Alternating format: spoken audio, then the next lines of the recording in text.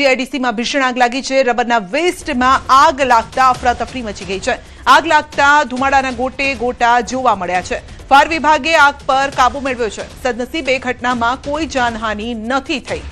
રબરના વેસ્ટમાં આગ લાગતા ધુમાડાના ગોટે ગોટા હવામાં ઉડવા લાગ્યા હતા। આસપાસના લોકો પણ ચોંકી ગયા હતા। થોડા સમય માટે ગભરામણનો માહોલ પણ સર્જાઈ ગયો હતો। જો કે ફાયર વિભાગે આગ પર હવે કાબુ મેળવી લીધો છે। જો હવે કેટલું નુકસાન છે તે અંગે આંકડો હજુ સામે નથી આવ્યો। જીઆઈડીસીમાં આગ વધુ અપડેટ મેળવીશું સંવાદદાતા અંકિત પાસેથી। જી અંકિત, કેવી રીતે આગ લાગી અને શું પરિસ્થિતિ હાલ? ચોક્કસથી સંધ્યા, વાત કરવામાં આવે તો જે બનાવ બન્યો છે તે રાજકોટ જિલ્લાના મેટોડા જીઆઈડીસી ખાતે આવેલ ગેટ નંબર 1માં આ આગજનીની ઘટના બની છે ને ફાયર બ્રિગેડ દ્વારા આગ પર કાબુ મેળવવાનો પ્રયાસ છે તે શરૂ કરવામાં આવ્યો છે। મળતી માહિતી અનુસાર સદનસીબે કોઈ પણ જાનહાનિના સમાચાર હજુ સુધી સામે નથી આવ્યા, પરંતુ જે રબરના વેસ્ટની અંદર જે આગ લાગી છે તેના કારણે 1 કિલોમીટર દૂરથી પણ ધુમાડાના ગોટે ગોટા છે તે હાલ જોવા મળી રહ્યા છે। મહાનગરપાલિકાની 4 ફાયર બ્રિગેડની ટીમ ઉપરાંત મેટોડા ફાયર સ્ટેશનની ટીમ દ્વારા હાલ અત્યારે આગ પર કાબુ મેળવવાના છે તે પ્રયાસ છે તે કરવામાં આવી રહ્યો છે। અને જે બનાવ જે બન્યો છે તે 1:30 વાગ્યા આસપાસ આગજનીનો બનાવ બન્યો હોવાનું સંધ્યા સામે આવ્યું છે। જી, આપનો આભાર। તો હજુ પણ રાજ્યમાં માવઠાની સંભાવના। હવામાન વિભાગે આજે પણ કેટલાક જિલ્લાઓમાં વરસાદની આગાહી કરી છે। આજે કેટલાક જિલ્લાઓમાં થંડરસ્ટોર્મ સાથે વરસાદની સંભાવના છે। આજે સૌરાષ્ટ્ર અને દક્ષિણ ગુજરાતમાં વરસાદની આગાહી છે। અમરેલી, ભાવનગર, ગીર સોમનાથ અને દક્ષિણ ગુજરાતના તમામ જિલ્લામાં થંડરસ્ટોર્મ સાથે પડી શકે છે વરસાદ।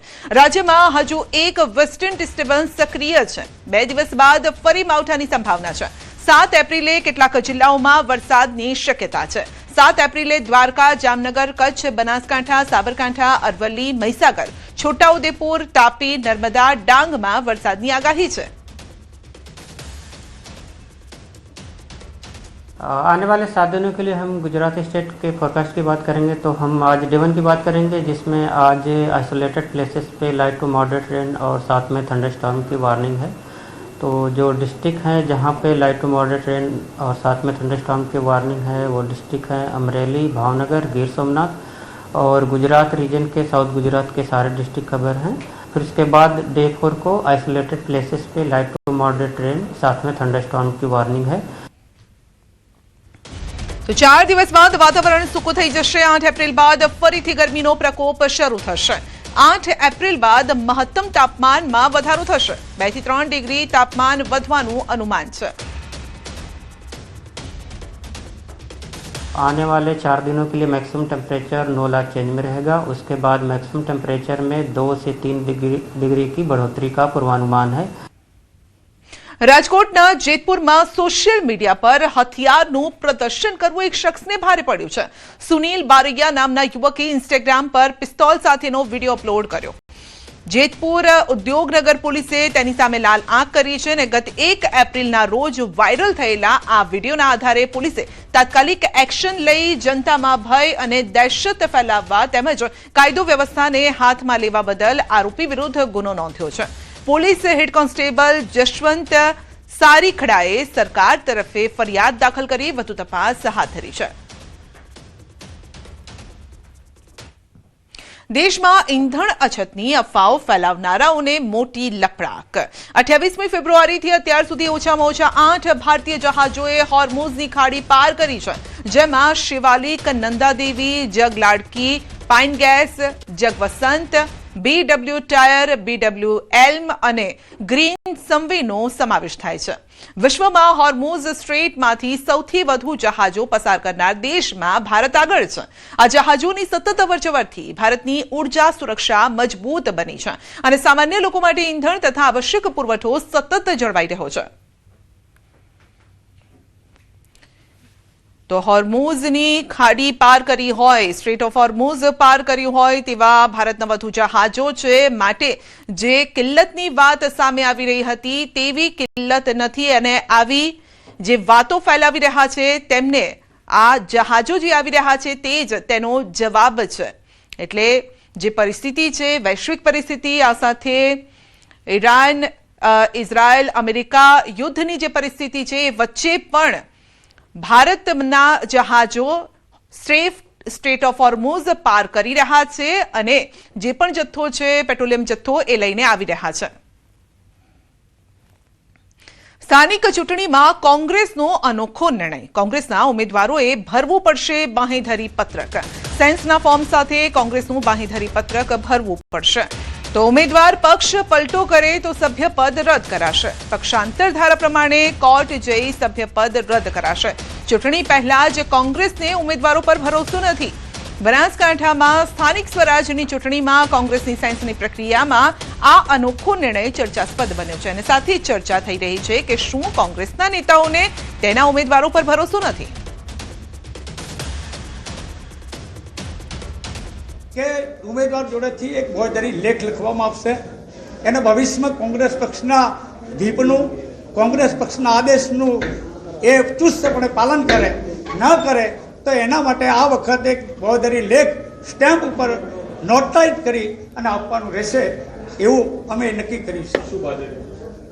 એનું કારણ કે ભવિષ્યમાં કોઈ પક્ષ સાથે કોઈ પક્ષ પલટો ના કરે એનું મુખ્ય કારણ આ છે. છતાં પણ પક્ષ પલટો કરશે તો શું કરશે? પક્ષ પલટો કરશે તો પક્ષાંતર ધારા નીચે માન્ય ગાંધીનગરની કોર્ટમાં જઈ એને પક્ષાંતર તરીકે સભ્યપદ એનું રદ કરાઈશ. સ્થાનિક સ્વરાજની ચૂંટણીને લઈને ભાજપની બેઠકોનો ધમધમાટ છે. જિલ્લા સંકલન બેઠકો બાદ ઝોન વાઇઝ સંકલનની મળી છે બેઠકો. ગાંધીનગર મંત્રી નિવાસસ્થાને અલગ અલગ મંત્રીઓના નિવાસસ્થાને બેઠકોનો ધમધમાટ. ઝોન દીઠ ઉમેદવારોના લિસ્ટની થઈ રહી છે સ્ક્રુટની. ઝોન વાઇઝ ધારાસભ્યો, મંત્રીઓ અને પ્રભારીઓ પણ હાજર છે. જિલ્લા સંકલન બાદ ઝોન દીઠ બેઠકો અને ઉમેદવારોનું લિસ્ટ તૈયાર થશે. આગામી 1-2 દિવસમાં પ્રદેશ ચૂંટણી સમિતિની પણ મળશે બેઠક. ઉમેદવારોની આખરી પસંદગી પ્રદેશ ચૂંટણી સમિતિ દ્વારા નક્કી કરાશે. સ્થાનિક સ્વરાજની ચૂંટણીનો ધમધમાટ શરૂ છે. આપના ઉમેદવારોની બીજી યાદી જાહેર કરાઈ છે. તાલુકા પંચાયત માટેના ઉમેદવારોની યાદી જાહેર કરવામાં આવી છે.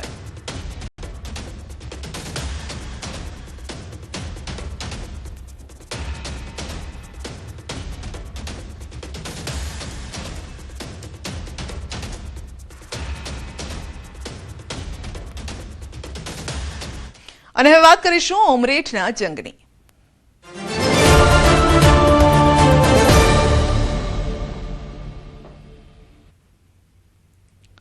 ઉમરેઠ વિધાનસભાની પેટા ચૂંટણીનો જંગ. ભાજપના ઉમેદવાર હર્ષદ પરમારે નોંધાવી છે ઉમેદવારી.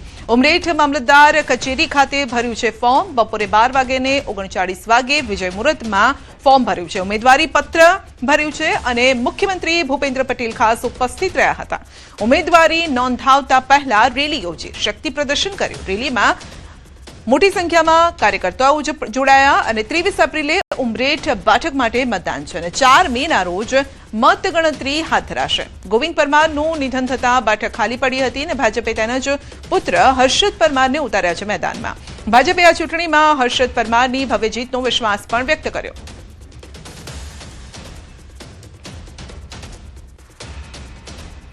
વિધાનસભા મત વિસ્તારમાંથી પધારેલા સૌ ગામોના આગેવાનો, વડીલો, યુવાન દોસ્તો, મિત્રો, આજે જ્યારે આટલી બહોળી સંખ્યામાં જ્યારે ઉમરેઠ વિધાનસભા મત વિસ્તારમાંથી પ્રજાજનોએ મને જ્યારે આશીર્વાદ આપ્યા છે તો આપ સૌને વાત જણાવવા માંગુ છું કે આ આશીર્વાદ એક મત સ્વરૂપે છે અને અમારી જીત એ નિશ્ચિત આપ સૌને દેખાઈ જ રહી હશે. તો પ્રજાજનો પણ મત આપીને અને સૌથી ઐતિહાસિક લીડોથી વિજય બનાવીને ગોવિંદભાઈને શ્રદ્ધાંજલિ અર્પણ કરશે. ચોક્કસ મને વિશ્વાસ છે કે જંગી બહુમતીથી હર્ષદભાઈનો વિજય થશે અને ઉમરેઠમાં ભારતીય જનતા પાર્ટીનું કમળ ખીલશે.